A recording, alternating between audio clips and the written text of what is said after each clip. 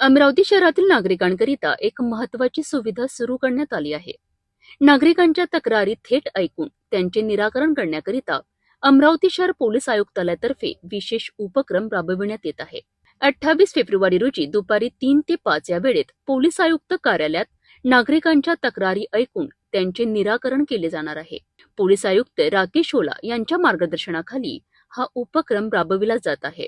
मिळालेल्या माहितीनुसार 7 फेब्रुवारीपासून सर्वसामान्य नागरिकांच्या समस्या आणि तक्रारी ऐकून त्यांचे निराकरण करण्याकरिता हा उपक्रम सुरू करण्यात आला आहे.